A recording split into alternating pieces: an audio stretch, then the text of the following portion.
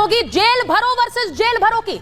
ये क्यों कह रहे हैं? क्योंकि all India Muslim personal law board की तरफ से जो धमकी आई है कि वक्फ के खिलाफ हम जेल भी भरेंगे, इतनी जेल भर देंगे कि कब्जा हो जाएगा जेल पर मुसलमानों का। तो वहीं देवकी नंदन ठाकुर ने इसका जवाब दिया है। उन्होंने क्या धमकी दी है आज आपको बताऊंगी, और उसी पर कर रही हूं महाभारत, क्योंकि आज महाभारत में सीधा सीधा सवाल पूछ रही हूं कि क्या देश पर होगा वक्फ का कब्जा। यह क्यों पूछ रही हूं? क्या यह मुमकिन है कि पूरे देश पर वक्फ का कब्जा हो जाए? यह धमकी है या हकीकत है? मशहूर कथावाचक देवकी नंदन ठाकुर का कहना है कि 10 से 12 साल और रुक जाइए, पूरे देश पर वक्फ का कब्जा हो जाएगा।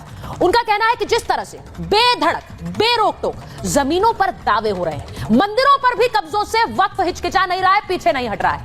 इनको रोकने के लिए एक ही समाधान है कि जितनी जमीन वक्फ के पास है उतनी ही हिंदुओं के सनातन बोर्ड के नाम भी कर देनी चाहिए। अब इस बयान ने एक नई बहस को जन्म दे दिया है, हड़कंप सा मचा दिया है कि जितनी जमीन वक्फ के पास है उतनी ही हिंदू सनातन बोर्ड के पास हो और उतनी जमीन हम लेकर रहेंगे।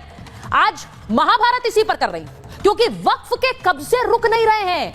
कर्नाटक में किसानों की 1200 एकड़ जमीन पर दावा कर दिया गया।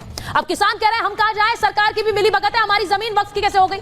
जम्मू में एक पूरे गांव पर दावा ठोक दिया, दिल्ली में संसद पर भी दावा कर चुके हैं। तो आप सोचिए कि क्या जो सवाल कथावाचक देवकी नंदन ठाकुर उठा रहे हैं वो वाजिब सवाल है। दो तस्वीरें आपको दिखाती हूं। संसद पर भी दावा ठोकने वाले वक्फ को लेकर अब मुस्लिम पर्सनल लॉ बोर्ड के अध्यक्ष मौलाना सैफुल्लाह धमकी दे रहे हैं। वो कह रहे हैं कि वक्फ पर आंच नहीं आनी चाहिए, वरना हम जेल भरना शुरू कर देंगे, और जेल इतनी भर देंगे कि पूरे जेलों पर मुसलमानों का ही कब्जा होगा। वहीं दूसरी तरफ वक्फ को लेकर एक सहमति बनाने के लिए जेपीसी बनी, जॉइंट पार्लियामेंट्री कमेटी बनी, और उस जेपीसी में रोज विवाद की खबरें आ रही।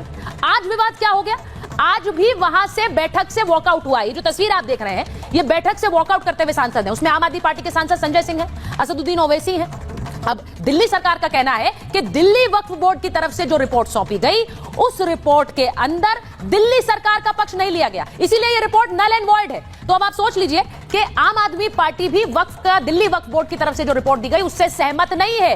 यानी सियासत भरपूर है वक्फ को लेकर। सियासी दल क्या वक्फ के समर्थन में खड़े हैं? आज महाभारत इस पर भी कर रही हूं, क्योंकि बहुत सारे सवाल उठ रहे हैं। देवकी नंदन ठाकुर हमारे साथ आज लाइव जुड़ेंगे। हम उनसे ही पूछेंगे कि ये हड़कंप मचा देने वाला बयान उनका कहां से आया है। उनसे पूछेंगे कि क्या वाकई पूरे देश पर वक्फ का कब्जा हो सकता है। ये रिपोर्ट देखिए।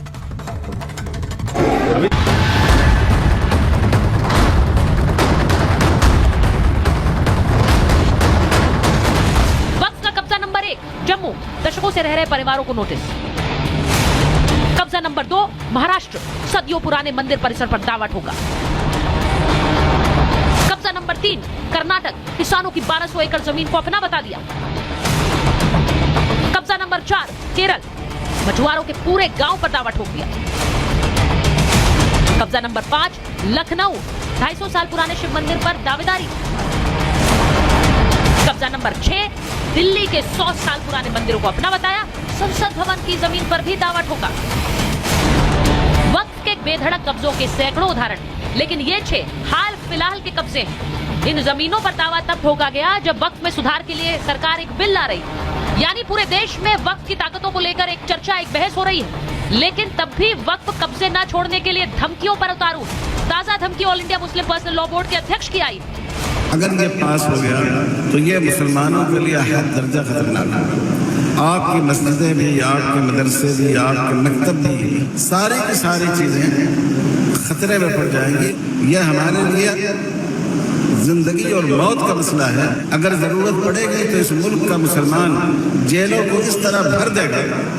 अब मौलाना खालिद के इस बयान के बाद राजनीतिक पारा हाई है, क्योंकि कुछ लोगों को लगता है कि ये जो पूरा के पूरा वक्फ सिस्टम है वो टच मी नॉट जैसा है कि अगर आपने छू लिया तो हाहाकार मच जाएगा, हंगामा हो जाएगा। उसी से समझ में आता है कि गड़बड़ नहीं बल्कि पूरा के पूरा गड़बड़ झाला है। देवकी नंदन जी से बात करेंगे, हमको तो लगता है कि उनकी भी बात जायज है। बनना चाहिए सनातन। अब जब सबका बनना है तो उसमें बनने में क्या दिक्कत है? बनना चाहिए। हमको तो नहीं लगता इसमें कोई दिक्कत होनी चाहिए।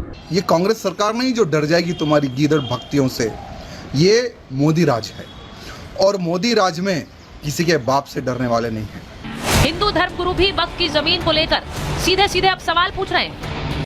वक्फ बोर्ड का नाम आते के साथ ही संपूर्ण भारत को अब जानकारी हो गई है कि वो एक ऐसा जिहादी बोर्ड है जो कि भारत की माँ भारती की संपत्तियों को अवैध रूप से कब्जाता है। यानी एक पाकिस्तान भारत के बाहर, एक पाकिस्तान भारत के अंदर बन रहा है।